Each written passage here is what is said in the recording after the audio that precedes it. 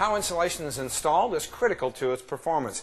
Gaps, voids, and compression really prevent the insulation from doing its job. With me today is Joe Church from Guardian Fiberglass. Hi, Joe. What are the common mistakes that you see in the field every day that really prevent insulation from working like you would like it to? Well, what we see, Steve, is in the field repeatedly, we see insulation not being cut for wires, not being stuffed behind electrical boxes. Also, one of the things that we see are most of the homes have non-standard size cavities, and it's important to cut to fit to those particular cavities. Additionally, it's important that the insulation be fully lofted within the cavity. Joe, what are your thoughts about inset stapling versus face stapling? Well, insulation is designed to be face stapled across the face of the studs. The tabs fold out from the insulation and are typically face stapled. That's the way they were designed to work.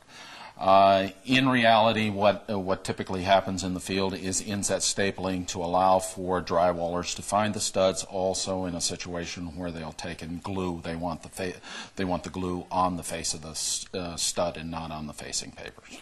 What are the issues associated with inset stapling? Inset stapling problems occur from the facing, scalloping next to the studs, not stapling frequently enough near the studs, which leave gaps and voids for air to pass through there and vapor, ultimately. Joe, what is the perm rating of the craft paper? On this particular insulation, it's a 1.0 perm rating. What are other issues you see with wall insulation? Well, another area is around band joists, like we're seeing here, is areas like that need to be cut to fit properly because those are areas that can rob the home of energy. Now, attics, it's important to insulate those spaces as well, too. Oh, absolutely. One of the things in attics that we see is around eaves, where blown insulation will taper off toward the eaves, where baffles ought to be used there, and but also blowing insulation into soffits and not allowing air to circulate properly through the attic. Now, what is the proper density for blowing insulation in attics? How do you know that you got the right amount in the right space? Well, applicators typically need to use attic rulers, and we recommend at our company about one attic ruler for every 150 square feet. And taking and blowing material into the attic, it depends on the type of loose fill insulation that you're using. Are there any other issues with insulating the attic? Also, we see some issues with fluffing insulation sometimes and not getting proper density in the attic. So bag count versus the square footage of the home is very important. I understand your company makes a spray-on product? Tell me about this. It's UltraFit DS. It's a residential spray-on insulation. It's virgin white fiber with a powdered adhesive that we add at our manufacturing plant. When it's sprayed into the walls by applicators, water is added to activate the adhesive and stabilize the insulation. The excess is scrubbed off the walls and then vacuumed back into the insulation blowing machine, and so there is no waste in the entire operation. What is the adhesive made of? The adhesive that we use in UltraFit DS is vinyl acetate adhesive, which is just like a powdered white glue like we all grew up with as kids. So it's a very harmless adhesive in there. What are the advantages of your spray-on product?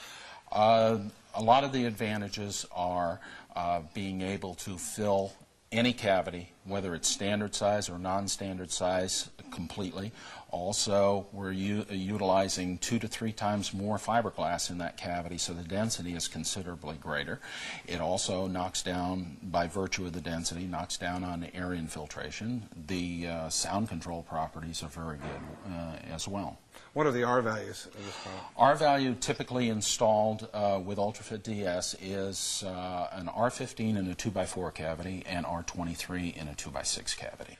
Joe, since this is a wet spray process, do I have to worry about excessive moisture in the wall cavity? One of the things that's good about UltraFit DS is it's pure glass fiber, virgin glass fiber, and when it's sprayed in the wall, fiberglass will not absorb water. It clings to its surface. It wants to actually give off water. One of the things is the product is sprayed in the wall at a 2.5 pound per cubic foot density, which in a 2x4 cavity is an R15 and a 2x6 cavity is an R23. Now, how do I know how much water is getting in the system and if it's too wet? It is controlled by the pressure of the pump and also the size of the jets for water overspray when the fiber is being sprayed into the cavity.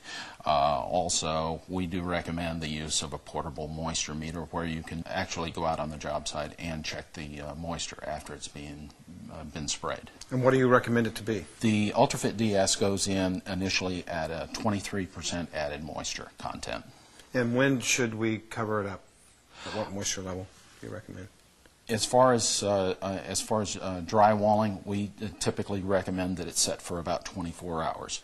If a vapor retarder is going to be applied, we feel that the insulation needs to be down to around 10 to 12% moisture content before covering it with a vapor retarder. Is there any special training required for an operator to use the equipment?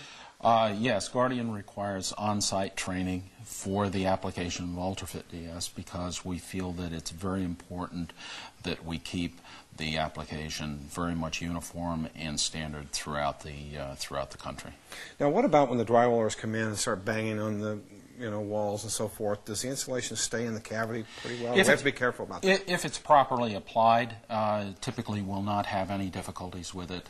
Of course, with any spray-in insulation, if you want to drag the material out of the cavity, you can. Well, Joe, great information. Thanks for being here. Thank you.